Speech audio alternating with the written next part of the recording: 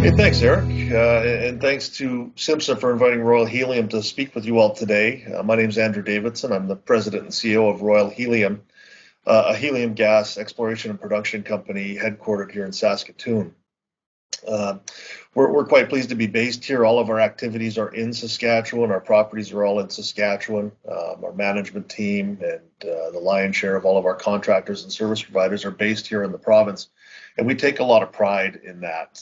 We're very Saskatchewan focused, and that's based, just because we live here and our properties are here, and we think that there's a unique opportunity to develop a new industry. And that speaks to this slide here, where we titled this presentation, The New Addition to Saskatchewan's Energy Industry Future. And we say that principally because we feel helium exploration and production is a natural dovetail into the energy production industry in the province. You'll see throughout this presentation that the process of exploring for and producing helium and the associated gases is functionally the same as oil and gas. And to that end, I'll present a video here that sort of highlights some of these similarities.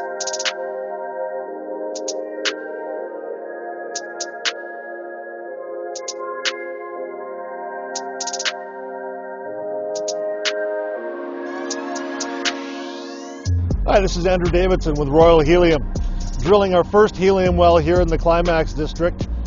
Very few people know what helium is used for, but if you have a cell phone, if you've ever had an MRI, if you're interested at all in space travel or quantum computing or microchips or semiconductors, we're doing this for you. None of those industries exist without helium. Helium is in very short supply globally, and very few jurisdictions have the ability to produce it. Saskatchewan is one of those jurisdictions, which is why we are here.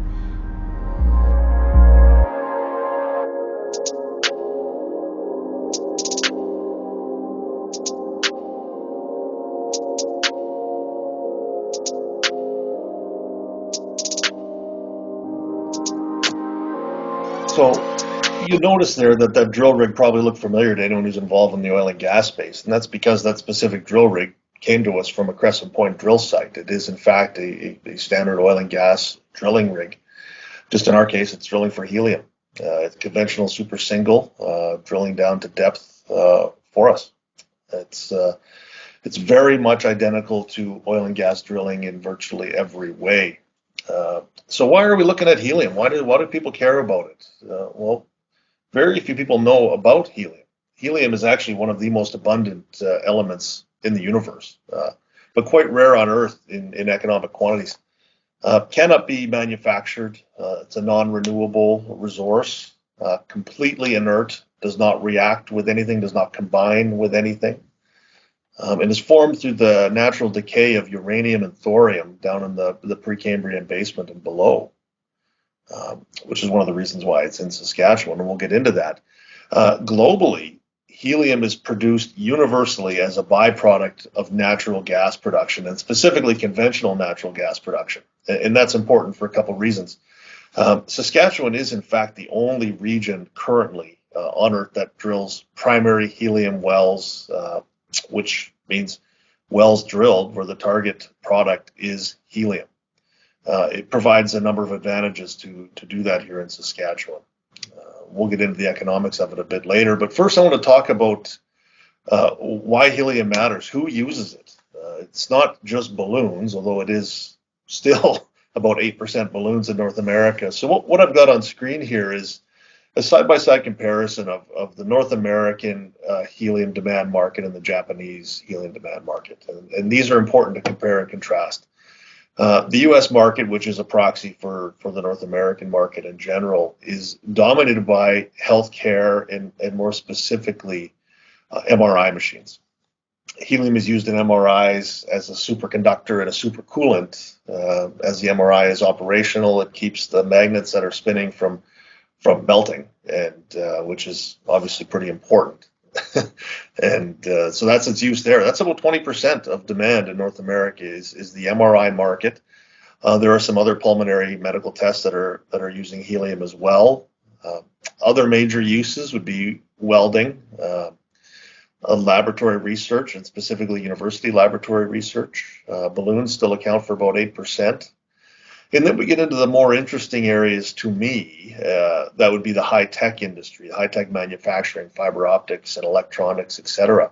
And it's interesting to me because if we switch over to the Japanese market, we see that MRIs account for only 1% of helium demand in Japan, whereas semiconductors and fiber optics account for 19 and 22% respectively.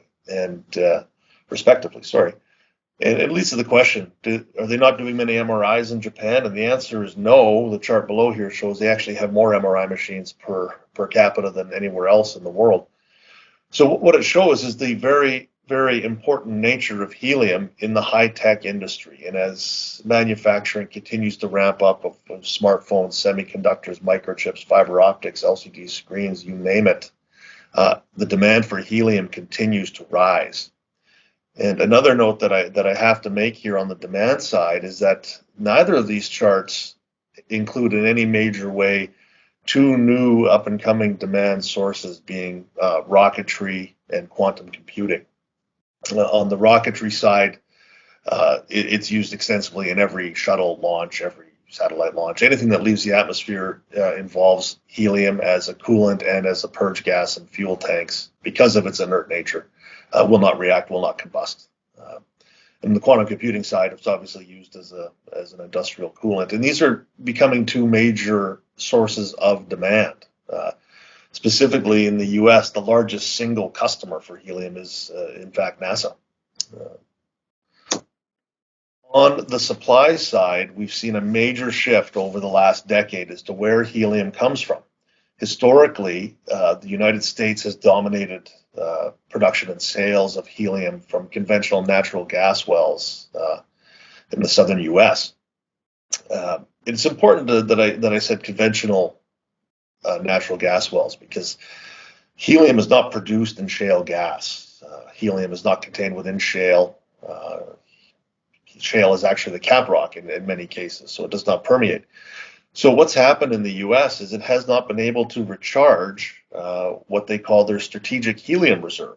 And that strategic helium reserve was responsible for as much as a third of global helium sales.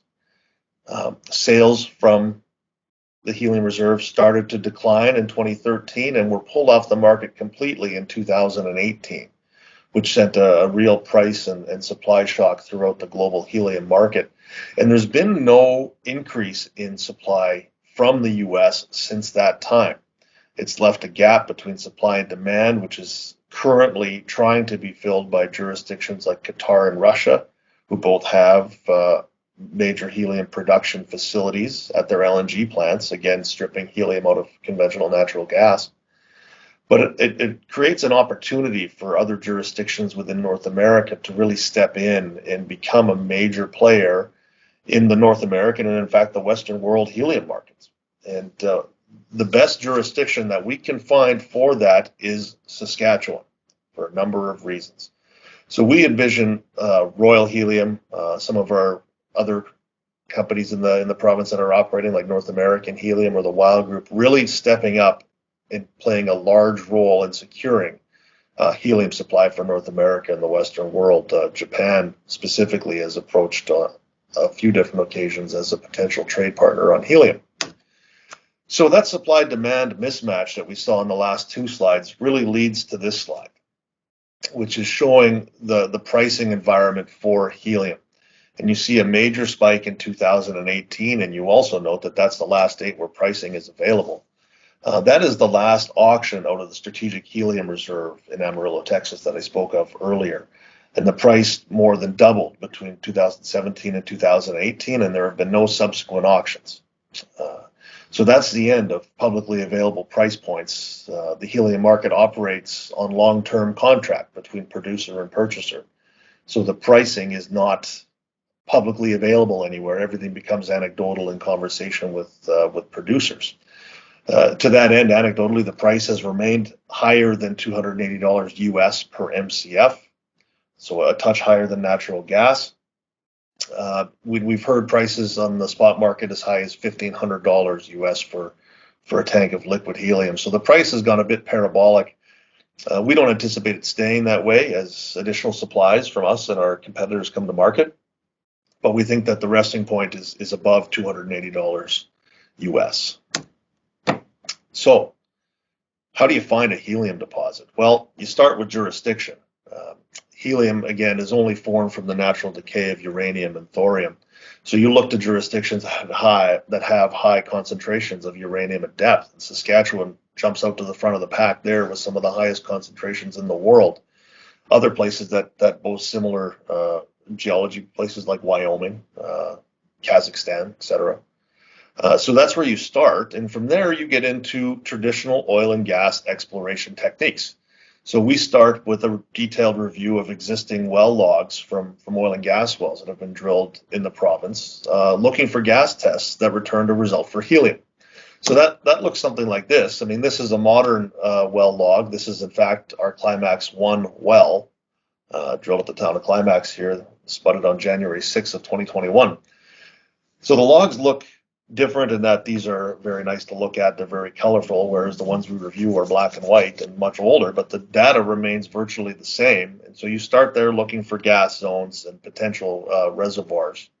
And from there, you move on to another age-old oil and gas exploration technique, seismic. So at our Climax package, this is the seismic for our Climax project, or at least a portion of it. And here you're looking for four-way closures, same as you would in an oil and gas play.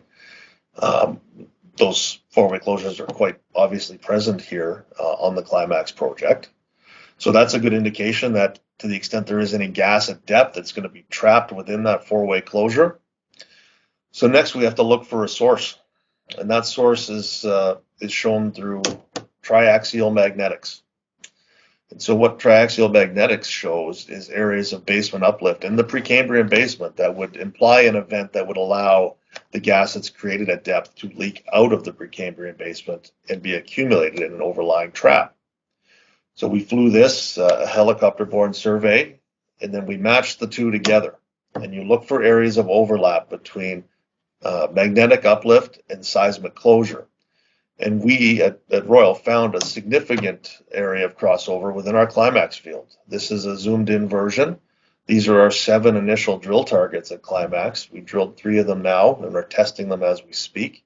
There are 4 more defined currently and many more expected with the results of this drill program. So this is a combination of the deep aeromagnetics and the seismic survey showing areas where it's likely that gas escaped the Precambrian basement and it's likely that it accumulated within a 4-way closure trap. And from there, we move on to drilling. So the formations we drill into for helium are right above the Precambrian basement. We go right to the basement here, about 2,600 meters down and below. With our straight vertical well bores. On the screen now is an image of the geological column of Saskatchewan. A lot of the names you'll recognize as oil-bearing formations. When you have the presentation in front of you, you'll note here everything with a black dot in the chart on the left is a known oil and gas formation. Everything with a circle is a known natural gas formation. We're drilling down to the lowest level there, the Precambrian basement. Just above that is the Deadwood Formation, and that's our target zone. Although what we found when we drilled is that there was actually helium present in many zones on the way down, so we're having to test more than we anticipated. But our wells are deep for oil and gas wells. They're not deep, compared to a geothermal well that Kirsten will tell you all about.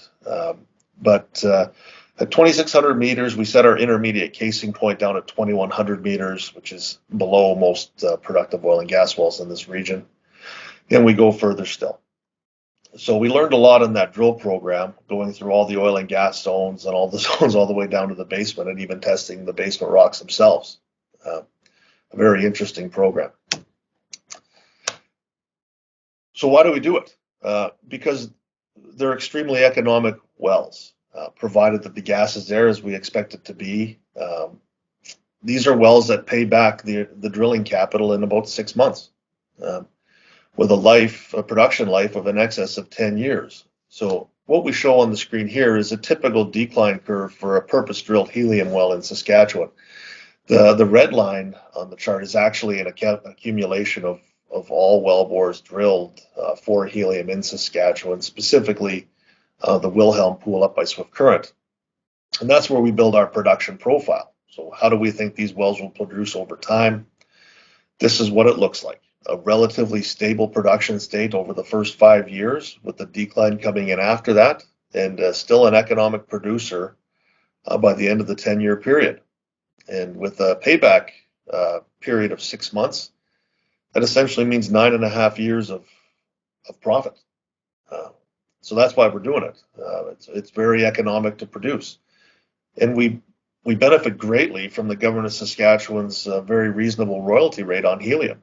Our total royalty rate is 4.25% on helium production. We have no oil and gas royalties, which is a very big advantage. If we were producing anywhere else in North America, we'd be producing in accordance with the natural gas well and paying north of 15% as a royalty on the volumes produced. So we have an initial 10% advantage over everywhere else, which is one of the reasons that puts Saskatchewan near the front of the line when it comes to economic helium production zones. So what we're showing on this map here is what we're sort of calling the helium fairway of Saskatchewan. This is really highlighting the areas of pronounced deadwood formation in the shaded sort of brownish area. And it shows the land holdings of ourselves in blue and the large holdings of North American helium in green. North American Helium is a large private company based out of Calgary. Great neighbors. They've been very active. They've drilled 28 wells over the last number of years. They have 5 of which are on production now, and they're in the process of building a permanent gas processing facility at their Battle Creek pool in the far southwest corner of Saskatchewan. We're focusing on the Climax region initially, which is just down the road from the Battle Creek pool. And we'll look to develop that with these initial 3 wells, and then build on that, drilling multiple wells afterwards, of course. And then we'll move on to another land block, and we'll do the same thing there. You'll note from our land holdings that we have distinct operating regions within our package. The Climax pool is where we've started. We're going to move over to the southeast after that and prove up a land package there. And you'll note by looking at the screen that we are the only player with helium rights in the southeast, which I find terrifically interesting, as the highest helium cuts recorded to date in Saskatchewan are actually in the southeast. But we'll get into that in a moment. But these are our southwestern lands. They account for roughly half of our land package, or about 500,000 acres of helium permits and leases. Climax is where we started. As I said, the crosshatch area on Climax is the area covered by seismic and aeromagnetics. So those 7 initial targets, which are likely to grow here in the next month or two, really only covers a third of that land package. And that land package there is about 50,000 hectares in size. We have an equivalent one just north by the town of Cadillac, and just to the south near the town of Val-Marie. And we do have some land holdings up in the old Wilhelm pool by Swift Current as well. We intend to get to all of these in due course, proving each separate land package up as we go. Over in the southwest, as we mentioned, or southeast, pardon me, we are the only landholder of note. The Bengoff land package near the town of Bengoff is where we're going to go after we're done with Climax. We already have 3D seismic in place over the Bengoff project. We'll be completing the aeromagnetics here in the spring and summer, with a view to getting the ground and starting drilling in the fall. And as I mentioned, the highest known concentrations of helium are located in this part of the province. It has not been developed or explored specifically for helium yet. We will be the first. The wells are a bit deeper here, in sort of the 2,800 meter depth, down to the Precambrian basement. So not terribly deep, globally speaking, but deep for Saskatchewan.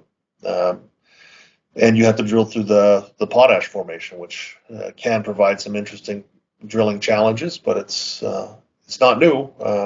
It happens all the time, and we'll just be another one doing it. Very excited about what we're going to find here in the southeast, simply because we're at really the frontier of it. Nobody else of any scale operating in this area. So those are the land packages that we hold. They combine for about 1 million acres in total of helium permits and rights that we have in the province, all of which we intend to get to on a systematic basis, and with the view of becoming a major inert gas player in North America. We've got a great local team that's supporting us, the consultants from Saskatoon and Estevan and you name it, all local, helping us build this out as we go. And I'd be remiss if I didn't mention the potentially one of the more interesting things that we're doing. We've approached our land here. One, it's a helium project first and foremost, but two, it has the potential to be a multi-gas stream company. Helium production in Saskatchewan is associated principally with nitrogen and CO2 as the carrier gases, as opposed to methane. And both nitrogen and CO2 have a very well-established market, industrial gas market. In fact, nitrogen is the largest industrial gas market in the world. So we're reviewing with our partners at the Saskatchewan Research Council the idea of developing a polygeneration facility in the province where we can pipe in all the gas that we produce from the formation and have it separated into distinct cash generating units, where we separate the nitrogen and monetize that, separate the CO2, if any, and monetize that, and still maintain refined helium at the end there and monetize that. And we think this presents a very interesting economic opportunity for whatever jurisdiction in the province we end up putting one. Because of the ability to generate multiple streams of cash flow for multiple inert gases, you shelter yourself even further from specific industry shock. Nitrogen services, principally the ag industry in Saskatchewan. CO2 is used extensively in the oil and gas industry. It's also used in fertilizer production and in the food and beverage industry. And as a part of that project, we will also be reviewing liquefaction opportunities for helium. Helium now travels out of Saskatchewan into the U.S. as a gas, where it is then liquefied and sold to end customers there. I mean, there are end uses for helium gas and liquid helium, but the trouble with helium is that it's a bit of an escape artist. It is one of the smallest molecules that exists. It will escape from virtually anything, and even in the compressed tubes that it travels in on the back of trucks, it will escape those tubes over time. Once it's converted into a liquid, you have the ability to store it for extended periods and in fact ship it for extended distances. So there are no liquefaction facilities in Canada presently. The only jurisdiction currently that it would make any sense to put one is Saskatchewan. And we will be driving towards that as we prove up a reserve base here, which can complement or be complemented by the reserve base of North American helium or the Wild Group, such that we can process gas here, liquefy it here, and move it around the world, as opposed to just south of the border to liquefaction plants there. And we see that as a major opportunity for helium in Canada. While helium was just added to the critical minerals list in Canada, we've heard nothing about export restrictions on it. Export restrictions do exist in the United States, which gives us an advantage of being able to ship anywhere we want, whereas the U.S. cannot. And we're firmly of the belief that if we have that advantage, we should firmly use it and look to secure a larger portion of the global helium market. So, in summary, why Saskatchewan for helium? One, because it's here. There are a few places in the world where it's present in economic quantity. Saskatchewan is one of those few places. The shallow decline that's associated with production here in Saskatchewan is also a bit of an outlier in this space.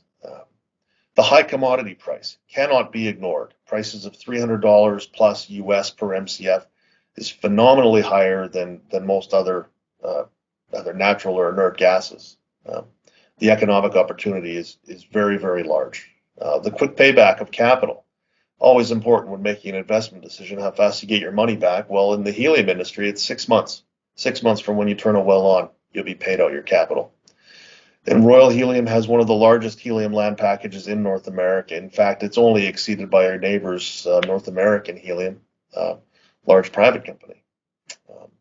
So Royal really presents the only current public company opportunity to develop multi-well, multi-pool upstream helium gas and inert gas opportunities. With 1 million acres to develop, we've got more wells to drill than we are able to complete at this point, and presents multiple stage downstream opportunities and business opportunities for suppliers as well as we move towards constructing permanent facilities, building out towards polygeneration facilities and liquefaction plants. Those are long-term capital projects that require the finest in engineering and manufacturing, and it is our view that you can find that all here in Saskatchewan. And until we get to that point, we'll be using existing talent. We'll be using the oil and gas industry to the greatest extent possible, their equipment, their infrastructure, all of that transfers into the helium industry virtually seamlessly. And it's a great complement to that industry, which is prone to going through boom and bust periods. The helium industry is much more of a steady state. It's not reliant on global geopolitics, for example. There is no negative publicity associated with helium production because it's an inert gas. There's no greenhouse impact to its production. So we really have an opportunity here to diversify our energy economy while supporting our energy economy at the same time. Royal Helium is a staunch supporter of the energy industry in Saskatchewan and are happy to provide, gap employment opportunities to that industry in periods of downtime. And we really believe that this is a long-term upside opportunity for Saskatchewan and its associated businesses that are involved in the natural resource space. And that's all I have for you today. Again, my name is Andrew Davidson, CEO of Royal Helium. I invite you all to check our website, royalheliumltd.com. And if you have any future questions or just want to talk about it or question me on why I like helium so much, reach out to me at any time. Thanks, Eric.